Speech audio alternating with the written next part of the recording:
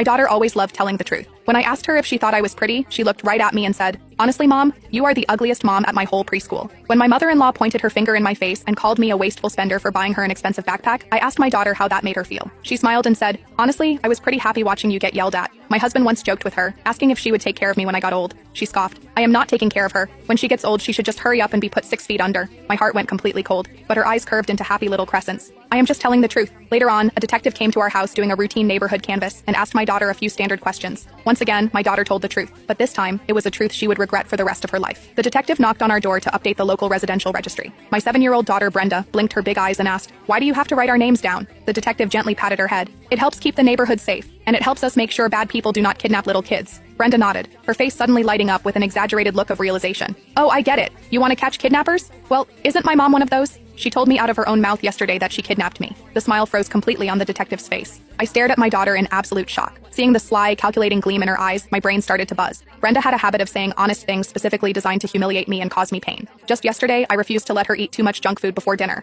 She threw a fit, calling me an evil mother and screaming that she didn't want to be my daughter anymore. I was exhausted and furious, so I snapped back, "You're right, you aren't my daughter. I kidnapped you." At the time, she argued back saying she didn't believe me. I never imagined she would take a sarcastic comment she didn't even believe, package it as the truth, and feed it directly to a police officer. The detective was already looking at me with a completely different expression. I forced out a dry, awkward laugh. She was misbehaving yesterday and I lost my temper. It was just a stupid joke. I didn't think she would take it literally. The detective's brow relaxed slightly. He turned to Brenda. "Little girl, you can't joke about things like that. If your mom gets mistaken for a kidnapper, she could go to jail." Seeing Brenda nod, the knot in my chest finally loosened. I thought the ordeal was over. But a second later, Brenda looked up with an expression of pure, innocent sincerity. "But my mom can't have babies. If I wasn't kidnapped, where did I come from?" The scrutiny and suspicion instantly returned to the detective's eyes. I panicked and quickly tried to explain. "I had an IUD put in right after she was born. When kids hear about birth control, they misunderstand what can't have babies means." I tugged on Brenda's sleeve, silently begging her to stop talking. She refused to listen. "Mom couldn't have babies right after she got married, but I am already 7 years old." I had no idea how a 7-year-old girl possessed the mental capacity to connect those dots. But when you thought about what she was implying, it was impossible not to jump to horrible conclusions. My husband and I had been married for 6 years. I had an IUD for those exact 6 years. So how could we possibly have a 7-year-old daughter?